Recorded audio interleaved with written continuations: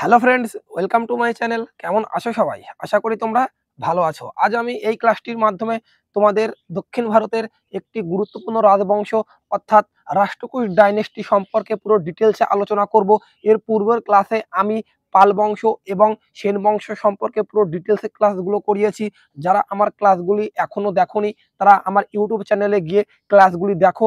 তোমরা সেখান থেকে অনেক নতুন নতুন ইনফরমেশন জানতে পারবে, যেগুলি যে কোনো সরকারি চাকরির পরীক্ষার জন্য বিশেষভাবে উপযোগী। তাহলে চলো শুরু করি। শুরু করার আগে নমস্কার, আমি সৌরভ। তোমাদের সকলকে স্বাগত জানাই সৌরভ মন্ডল ক্লাসের ইউটিউব চ্যানেলে। তাহলে প্রথমেই আমরা দেখব এই রাষ্ট্রকূট বংশের উৎপত্তি কিভাবে হলো। এই রাষ্ট্রকূট বংশের উৎপত্তি সম্পর্কে আমাদের জানতে গেলে আমাদের একটু পেছনের দিকে অর্থাৎ আমাদের চালুক্য বংশের দিকে একটু নজর দিতে হবে। আমরা যখন দেখব যে চালুক্য বংশের অর্থাৎ সেই দিকে যখন ক্রমশ দুর্বল রাজারা উত্তরাধিকার সূত্রে সিংহাসনে বসতে থাকে, তখনই বিভিন্ন স্থানে সেই সকল রাজাদের সামন্ত প্রভুরা নিজেদেরকে স্বাধীন রাজা হিসেবে ঘোষণা করতে শুরু করে। তেমনি এই চালুক্য বংশের যখন শেষ রাজা দ্বিতীয় কীর্তিবর্মন সিংহাসনে বসেছিলেন, তখন দান্তি দুর্গ এই কীর্তিবর্মন দ্বিতীয়কে হত্যা করে দেন। তাহলে আমি কি বললাম যে এই রাষ্ট্রকূট বংশের তিনি প্রতিষ্ঠাতা, তিনি হলেন দান্তি দুর্গ। আর এই দান্তি দুর্গ বা দান্তি বর্মন চালুক্য বংশের শেষ শাসক দ্বিতীয় কীর্তিবর্মনকে হত্যা করার পর সেই জায়গাতে নতুন একটি রাজবংশের সূচনা করলেন, যে রাজবংশের নাম হলো কি রাষ্ট্রকূট রাজবংশ, যারা দীর্ঘ সময় ধরে দাক্ষিণাত্য শাসন করেছিল। আর এই রাষ্ট্রকূট বংশ মূলত 700 আমরা তো দেখি 735 থেকে আমরা যদি দেখতে পারি তাহলে 735 থেকে শুরু করে তারা 975 খ্রিস্টাব্দ পর্যন্ত তারা দাক্ষিণাত্য শাসন করেছিল। তাহলে আমি কি বললাম যে এই রাষ্ট্রকূট বংশের প্রতিষ্ঠাতা দান্তি দুর্গ চালুক্য বংশের শেষ শাসক কীর্তিবর্মন দ্বিতীয়কে হত্যা করার মধ্য দিয়ে তিনি একটি নতুন রাজবংশের পত্তন ঘটান, যার নাম হলো কি রাষ্ট্রকূট রাজবংশ। আর এই রাষ্ট্রকূট রাজবংশ ছিল একটি দক্ষিণ ভারতের রাজবংশ, যারা মূলত 735 থেকে শুরু করে 975 খ্রিস্টাব্দ পর্যন্ত দক্ষিণ ভারত তারা শাসন করেছিল। আর এই রাষ্ট্রকূট বংশের প্রতিষ্ঠাতা দান্তি দুর্গ তিনি একজন খুবই শক্তিশালী শাসক ছিলেন। কেননা তার উপাধি ছিল কি রাজাধিরাজ, মহা রাজাধিরাজ তার উপাধি ছিল। সেখান থেকে আমরা জানতে পারি যে তিনি একজন খুবই শক্তিশালী শাসক ছিলেন। আর এই রাষ্ট্রকূট রাজবংশের মূলত ভাষা ছিল কন্নড়, আর তারা এই কন্নড় ভাষাতেই কথা বলতো, কিন্তু তারা দাক্ষিণাত্যের ভাষাও জানতো। আর রাষ্ট্রকূট বংশ মূলত আমি তোমাদের যেটা বললাম 735 থেকে শুরু করে 975 খ্রিস্টাব্দ পর্যন্ত তারা শাসন করেছিল বলে আমরা জানতে পারি। আর এই রাষ্ট্রকূট বংশের রাজধানী কোথায় ছিল? এই রাষ্ট্রকূট বংশের রাজধানী ছিল মান্যখেদ। তাহলে তোমরা মনে রাখবে যে এই রাষ্ট্রকূট বংশের যিনি প্রতিষ্ঠাতা তিনি হলেন দান্তি দুর্গ। তিনি 735 খ্রিস্টাব্দে এই বংশের প্রতিষ্ঠা করেন এবং তার উপাধি ছিল কি রাজাধিরাজ। আর এই রাষ্ট্রকূট বংশের যেখানে রাজধানী ছিল সেটি হলো কি মান্যখেদ। আর এই রাষ্ট্রকূট বংশের যেটা ভাষা ছিল মূলত কন্নড়, এই কন্নড় ভাষা ছাড়াও তারা দাক্ষিণাত্যের ভাষাগুলিও জানতো। তাহলে চলো এবার আমরা এগুলোকে দেখতে থাকি। এই যে আমি তোমাদের বলছি এখানে এই যে রাষ্ট্রকূট বংশ তোমরা দেখতে পাচ্ছ 735 থেকে শুরু করে 735 থেকে তারা শুরু করে 975 খ্রিস্টাব্দ পর্যন্ত তারা শাসন করেছিল দক্ষিণ ভারত।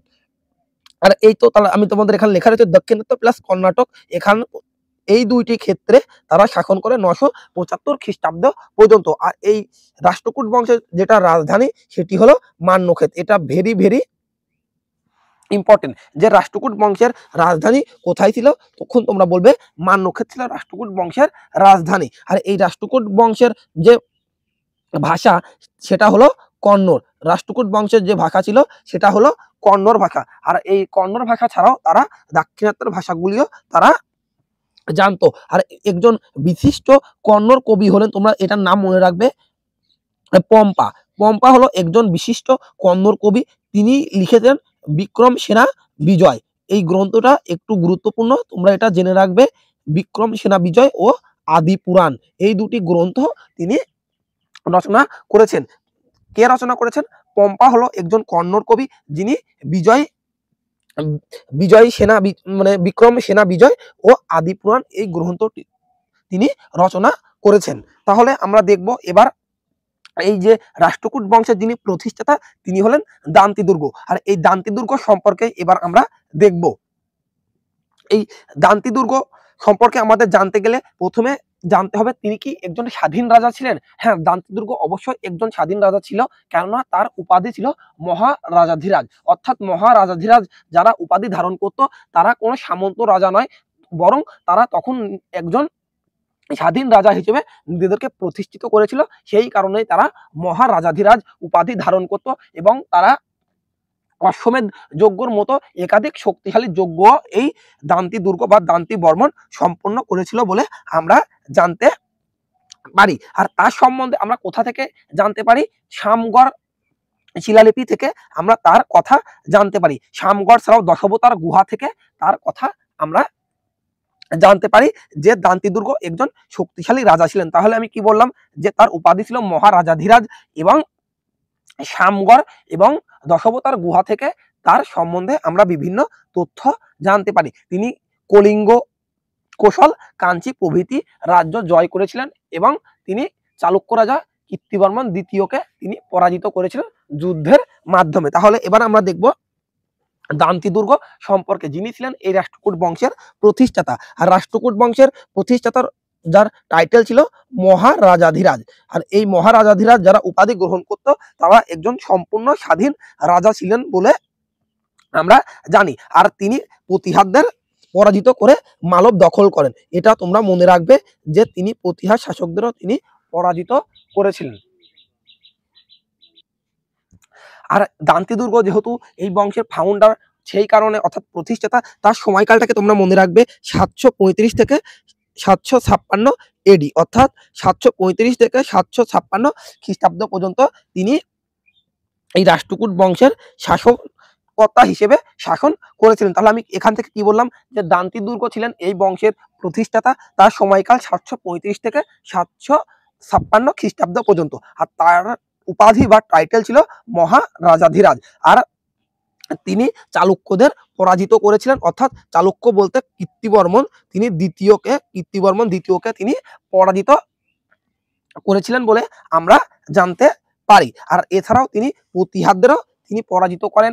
তার বাদেও তিনি কোশল, কলিঙ্গ, কাঞ্চি এই তিনটি জায়গায়ও তিনি দখল করেছিলেন। আর তার কথা আমরা জানতে পারি কোথা থেকে? আমি বললাম তার কথা আমরা জানতে পারি শামগড় এবং দশাবতার গুহা থেকে তার সম্বন্ধে আমরা জানতে পারি। তাহলে আমি আরেকবার তোমাদের মেমোরাইজ করে দিই প্রথম থেকে, যে রাষ্ট্রকূট বংশের প্রতিষ্ঠাতা ছিলেন দান্তি দুর্গ। আর তার উপাধি ছিল কি? তার উপাধি ছিল মহারাজাধিরাজ। আর তার সময়কাল যদি বলি 735 থেকে 756 এডি পর্যন্ত। আর তিনি প্রতিহারদের পরাজিত করে মালব দখল করেন এবং চালুক্যদের পরাজিতও করেছিলেন, চালুক্যরাজ দ্বিতীয় কীর্তিবর্মনকে। এছাড়াও তিনি কোশল, কলিঙ্গ, কাঞ্চিও তিনি দখল করেছিলেন। তার কথা সম্বন্ধে আমরা জানতে পারি কোথা থেকে? শামগড় এবং দশাবতার গুহা শিলালিপি থেকে তার সম্বন্ধে আমরা জানতে পারি। আর এর পরবর্তীকালে অর্থাৎ দান্তি দুর্গর পরবর্তীকালে যিনি সিংহাসনে বসেন তিনি ছিলেন কে? প্রথম কৃষ্ণ। আর এই প্রথম কৃষ্ণ ছিল দান্তি দুর্গের কাকা। তাহলে আমি কি বললাম যে দান্তি দুর্গের পরবর্তীকালে যিনি সিংহাসনে বসেন তিনি ছিলেন প্রথম কৃষ্ণ। আর এই প্রথম কৃষ্ণ ছিল দান্তি দুর্গের কাকা। আর এই কৃষ্ণ একটি উল্লেখযোগ্য কাজ হলো তার আমলে ইলোরার বিখ্যাত শিব মন্দির অর্থাৎ কৈলাসনাথ মন্দির নির্মাণ হয়, যেটি মূলত একটি রক কাট টেম্পল অর্থাৎ পাথর কেটে তৈরি করা একটি মন্দির। তাহলে আমি কি বললাম যে এর পরবর্তীকালে যিনি শাসক হন তিনি হলেন কে? প্রথম কৃষ্ণ।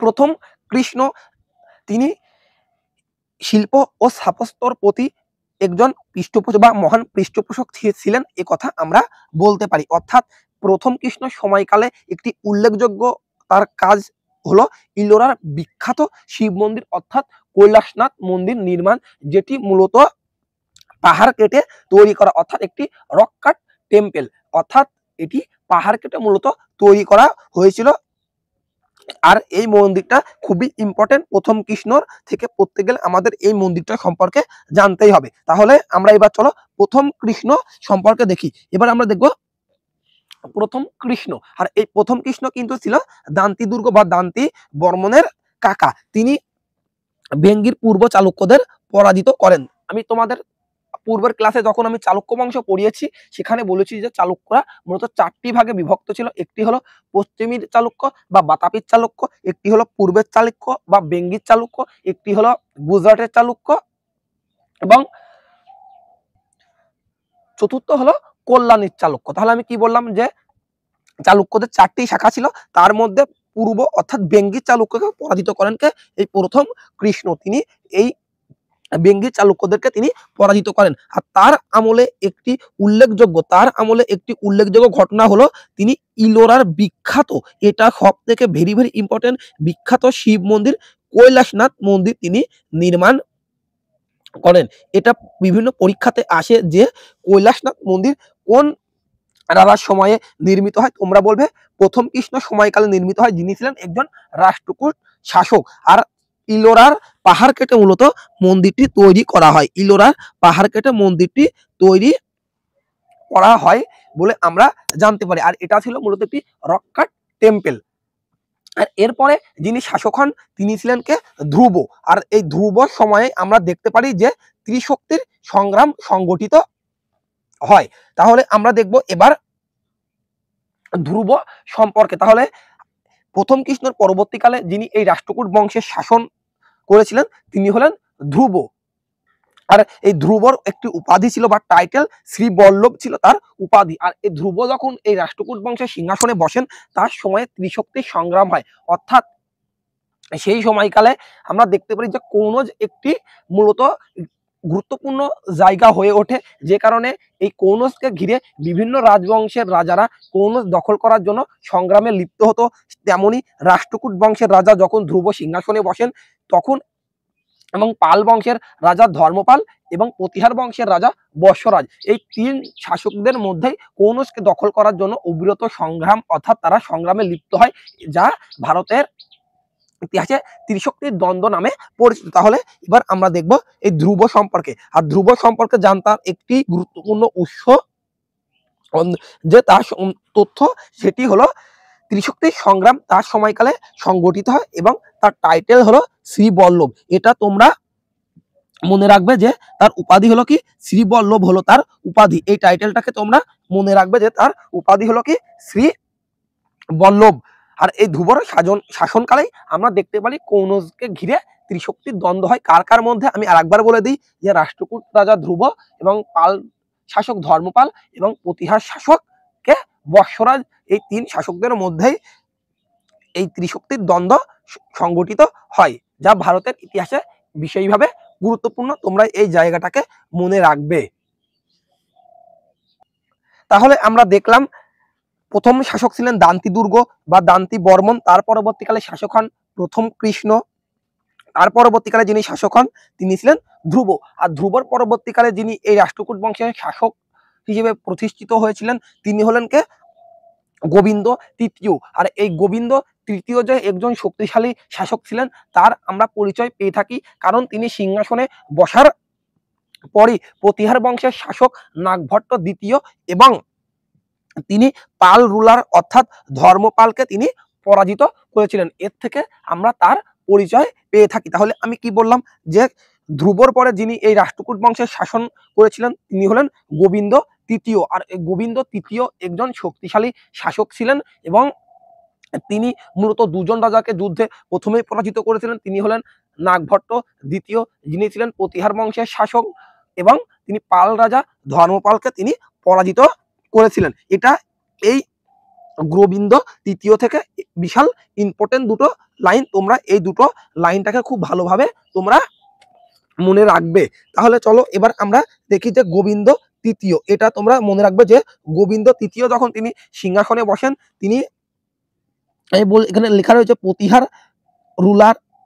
রুলার এদের নাগভট্ট দ্বিতীয়, এই নামটা তোমরা মনে রাখবে। নাগভট্ট দ্বিতীয় তিনি ছিলেন কোন বংশের শাসক? তিনি ছিলেন প্রতিহার বংশের শাসক ছিলেন কে নাগভট্ট দ্বিতীয়, এবং তিনি পাল রুলার অর্থাৎ পাল বংশের যিনি সেই সময় শাসক ছিলেন তিনি ছিলেন কে ধর্মপাল। তোমরা এই নাম দুটোকে তোমরা মনে রাখবে যে ধর্মপাল এবং নাগভট্ট দ্বিতীয়কে তিনি পরাজিত করেছিলেন। তাহলে আমি কি বললাম যে প্রথম কৃষ্ণ, তার পরবর্তীকালে ধ্রুব, এবং ধ্রুবর পরবর্তীকালে সিংহাসনে যিনি বসেন তিনি হলেন গোবিন্দ তৃতীয়। আর এই গোবিন্দ তৃতীয় সিংহাসনে বসার পরেই নাগভট্ট দ্বিতীয় এবং ধর্মপালকে তিনি যুদ্ধে পরাজিত করেন। আর এবার দেখবো আমরা এই রাষ্ট্রকূট বংশের একজন উল্লেখযোগ্য শাসক অর্থাৎ গোবিন্দ তৃতীয়র পরে যিনি সিংহাসনে বসেন তিনি হলেন কে প্রথম অমোঘবর্ষ। আর এই প্রথম অমোঘবর্ষ থেকে আমাদের রাষ্ট্রকূট বংশ থেকে প্রশ্ন আসার চান্স প্রবল।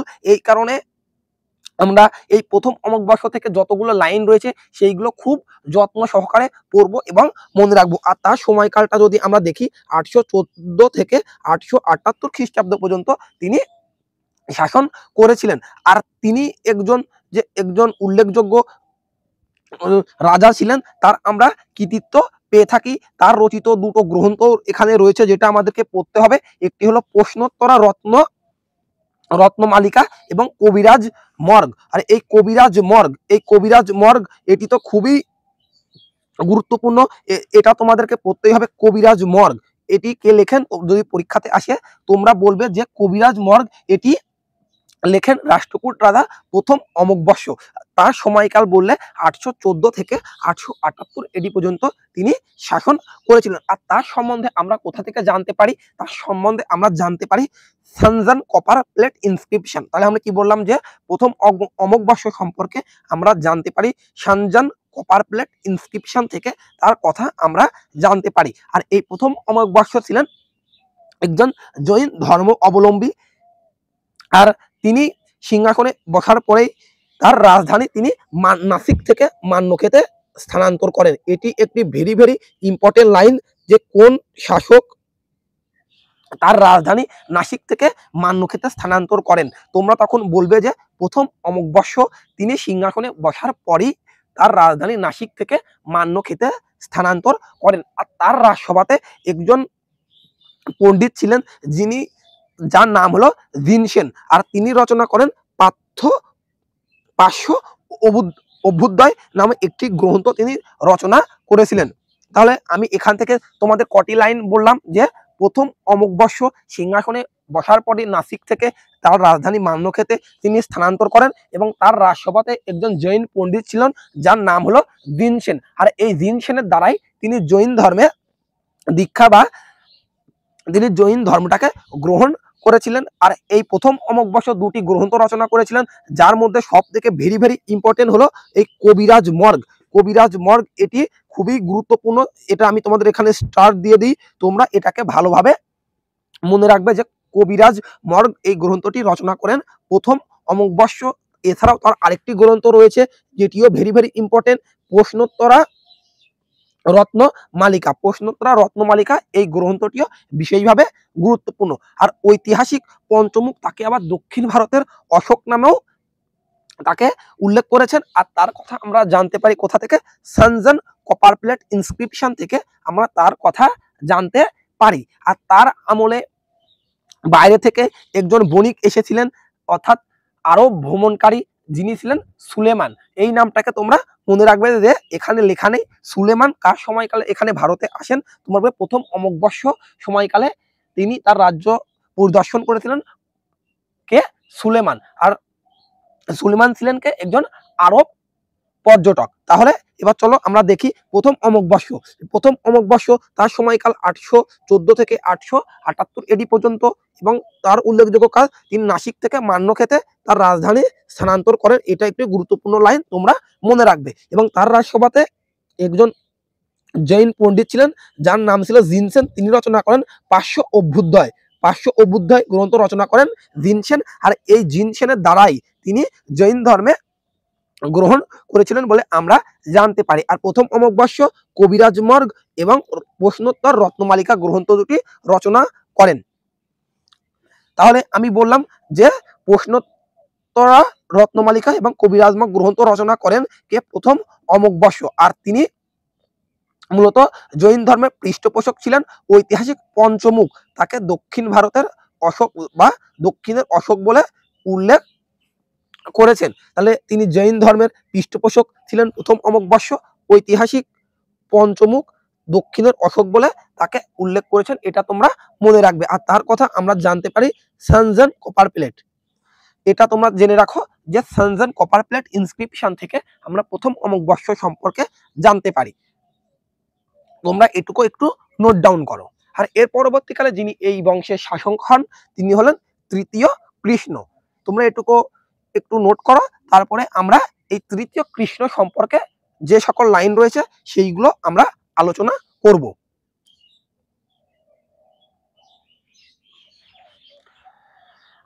আর প্রথম কৃষ্ণ আমরা দেখলাম, প্রথম কৃষ্ণর পরবর্তীকালে যিনি শাসক হন ধ্রুব, ধ্রুবর পরে গোবিন্দ তৃতীয়, এবং গোবিন্দ তৃতীয়র পরে যিনি শাসক হন তিনি হলেন প্রথম অমোঘবর্ষ। আর প্রথম অমোঘবর্ষের পরে আমরা একজন উল্লেখযোগ্য রাজাকে দেখব, যিনি ছিলেন রাষ্ট্রকূট বংশের শেষ উল্লেখযোগ্য রাজা, তিনি হলেন তৃতীয় কৃষ্ণ অর্থাৎ বা কৃষ্ণ তৃতীয়। এই কৃষ্ণ তৃতীয় সম্পর্কে এবার আমরা যে সকল লাইনগুলো রয়েছে এখান থেকে আমাদের বেশি প্রশ্ন আসে না, অমোঘবর্ষ থেকে আমাদের যে কটি লাইন আসে আমি তোমাদের বলে দিলাম। তাহলে এবার আমরা দেখব তৃতীয় কৃষ্ণ সম্পর্কে থাকা গুরুত্বপূর্ণ লাইনগুলি। আর রাষ্ট্রকূট বংশের শেষ উল্লেখযোগ্য রাজা বললে তখন আমরা বলবো এই যে তৃতীয় কৃষ্ণ ছিলেন রাষ্ট্রকূট বংশের শেষ উল্লেখযোগ্য রাজা। রাষ্ট্রকূট বংশের শেষ উল্লেখযোগ্য রাজা হলো তৃতীয় কৃষ্ণ। আর তার সময় একটি উল্লেখযোগ্য কাজ হলো তিনি রামেশ্বরমে কৃষ্ণেশ্বর মন্দির নির্মাণ করেন।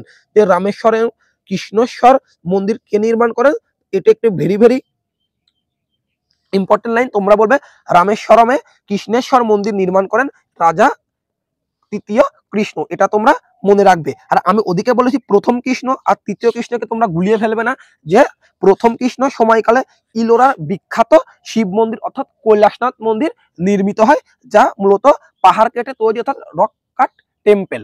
আর এটি হলো রামেশ্বরমে কৃষ্ণেশ্বর মন্দির। আর প্রথম কৃষ্ণ যেটি নির্মাণ করেন সেটি হলো কৈলাসনাথ মন্দির, যেটি রয়েছে ইলোরার বিখ্যাত শিব মন্দির বা কৈলাসনাথ মন্দির নির্মাণ করেন প্রথম কৃষ্ণ। আর তৃতীয় কৃষ্ণ রামেশ্বরমে কৃষ্ণেশ্বর মন্দির নির্মাণ করেন, এটি ভেরি ইম্পর্টেন্ট। তোমরা আমি পাশে স্টার দিয়ে দিয়েছি, তোমরা এটা নোট ডাউন করবে। আর তার মৃত্যুর পরে রাষ্ট্রকূট বংশের মূলত পতনের দিকে এগিয়ে যেতে থাকে, সেরকম উল্লেখযোগ্য কোনো রাজা সেই সময়ে না থাকা রাষ্ট্রকূট বংশ ক্রমশ পতনের দিকে এগিয়ে যেতে থাকে।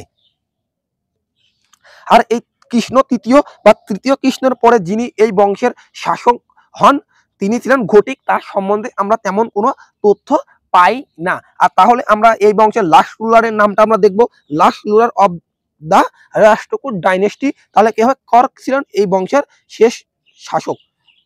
আর যদি সর্বশেষ উল্লেখযোগ্য শাসক বলে তাহলে তোমরা বলবে তৃতীয় কৃষ্ণ হলো সর্বশেষ উল্লেখযোগ্য রাজা। আর এই বংশের শেষ রাজা হলো কে?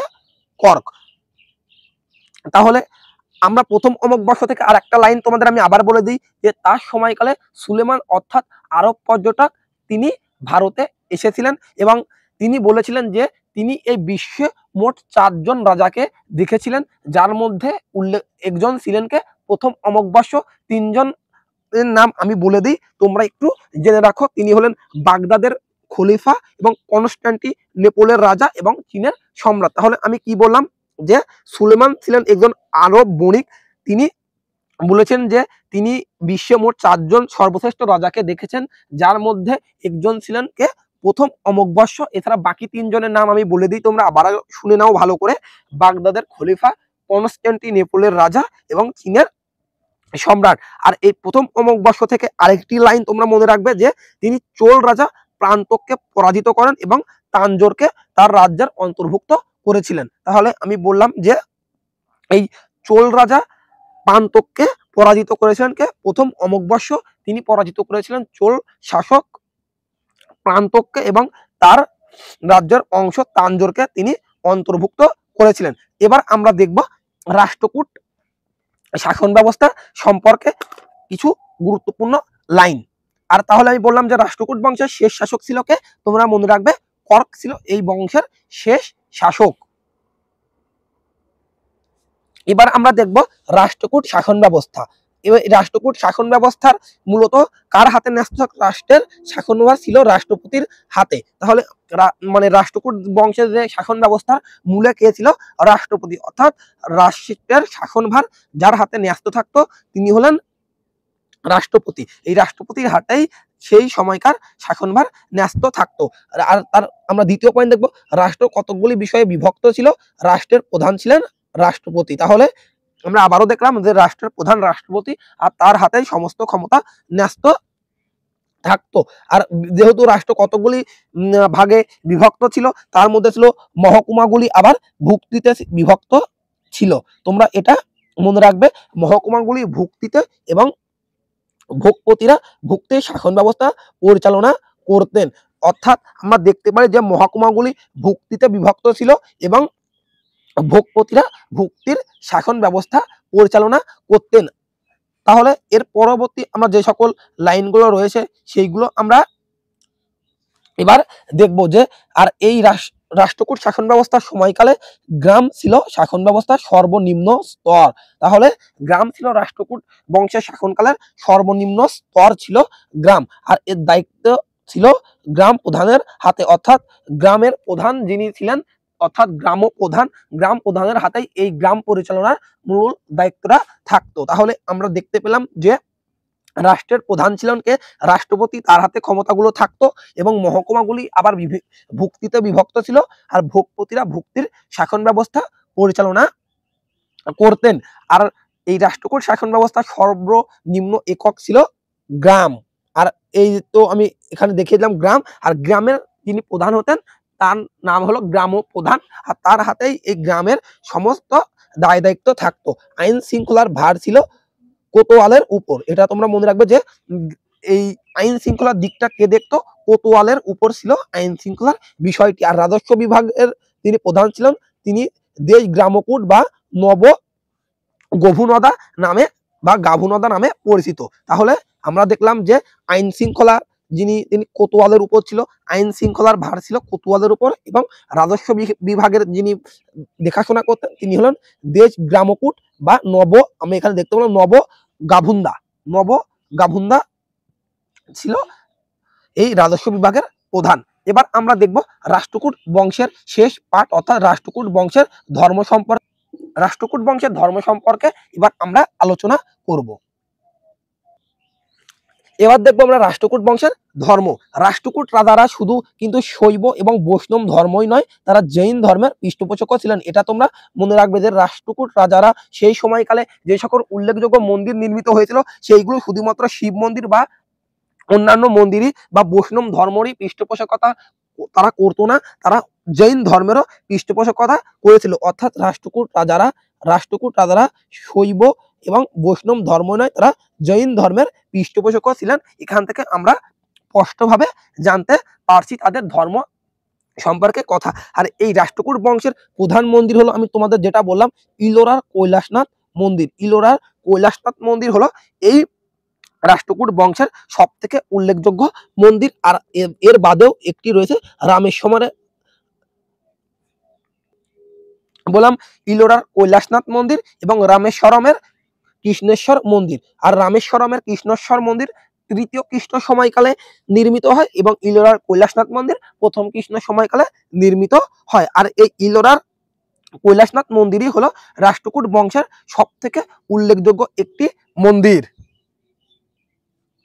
এই ইলোরার কৈলাসনাথ মন্দির আমি এখানে লিখে দিই, ইলোরার কৈলাসনাথ মন্দির লম্বা 200 ফুট, এর লম্বা 200 ফুট, লম্বা 200 ফুট, এবং এর যেটা চওড়া, এই চওড়াটাও আমি তোমাদের চওড়া বা প্রশস্ত যদি আমরা বলি সেটা হবে 100 ফুট প্রস্থ, বা এর প্রস্থ হলো 100 ফুট। সেটাও আমি তোমাদের লিখে দিলাম যে এই কৈলাসনাথ মন্দিরটা 200 ফুট লম্বা, অর্থাৎ উচ্চতায় 200 ফুট, এবং প্রশস্ত বা নিচের দিকে যেটা চওড়া সেটা আমরা বলি প্রস্থ, সেটা হলো 100 ফুট। এটাও তোমরা জেনে রাখবে। আর এই রাষ্ট্রকূট বংশের যে সকল প্রধান গুহাগুলি রয়েছে সেটা কোথায় আমরা দেখতে পারি? মুম্বাইয়ের এলিফেন্টা গুহা। প্রধান গুহাগুলো হলো মুম্বাইয়ের এলিফেন্টা গুহা। তাহলে যদি আমরা দেখি এই রাষ্ট্রকূট বংশের মূলত শিল্প স্থাপত্য কোথায় আমরা দেখতে পাবো, মূলত দুটি জায়গাতে আমরা দেখতে পাবো। একটি হলো ইলোরা এবং একটি হলো এলিফেন্টা গুহা, যেটি রয়েছে মুম্বাইয়ের নিকট। এলিফেন্টা গুহা এবং ইলোরাতে আমরা মূলত এই রাষ্ট্রকূট বংশের সকল শিল্প এবং স্থাপত্যগুলোকে আমরা দেখতে পাবো। আর তারপরে আমি তোমাদের যেটা বললাম যে প্রধান রাজনৈতিক শক্তি সেই সময়কাল রাষ্ট্রকূট, গুর্জর প্রতিহার এবং পাল বংশ, এই তিনটির মধ্যে সেই সময়কালে তারা সংগ্রামে লিপ্ত হয় এবং সেই সময়কালে ত্রিশক্তির দ্বন্দ্ব নামে একটি সংগঠন বা যুদ্ধের ফলাফল ঘটে। আমি তোমাদের যেটা আগে বললাম যে প্রধান রাজনৈতিক শক্তি সেই সময়কালে ছিল তিনটা।